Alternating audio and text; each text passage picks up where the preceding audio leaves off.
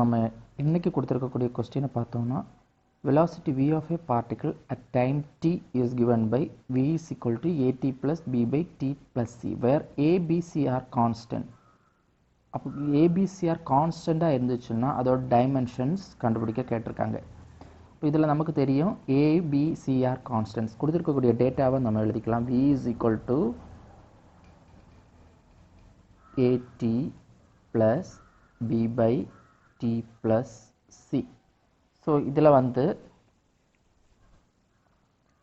t வந்து cயோட add ஆகிருக்கிறதுனால c is equal to tன்னு நம்ம எடுத்துக்கலாம். இதோட டைமென்ஷன் என்னன்னு பார்த்தீங்கன்னா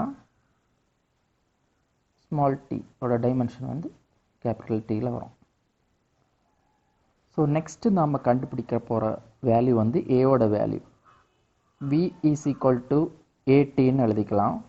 ஸோ வியோட வேல்யூ நமக்கு தெரியும் L into t power minus 1 இதுதான் வியோட dimension velocity. Similarly a constant t வந்து capital T. ஸோ இதில் இருந்து நம்ம a கண்டுபிடிச்சோம்னா a is equal to L into t power minus 1 divided by tன்னு வரும். ஸோ இந்த t மேலே போயிடுச்சுன்னா நமக்கு என்ன வேல்யூ கிடைக்கும்னா L into t power minus 2.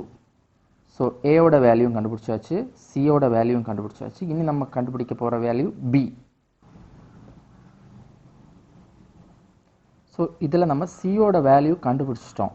So we can write c is equal to at plus b by t. ஏன்னா already சியோட value tன்னு கண்டுபிடிச்சிருக்கோம்.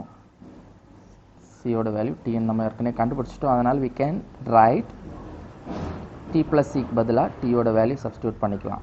இப்போ வந்து ஈக்குவேட் பண்ணலாம். v is equal to b by t. So வியோட வேல்யூ நமக்கு தெரியும் velocity L into t power minus 1 that is equal to b constant divided by t. So இது வந்து கேன்சல் ஆயிரும். இது வந்து இதிலேருந்து பியோட வேல்யூ கண்டுபிடிக்கும் போது L into t power minus 1 இது கிராஸ் மல்டிப்ளை ஆகும்போது இங்கே வந்துடும் t.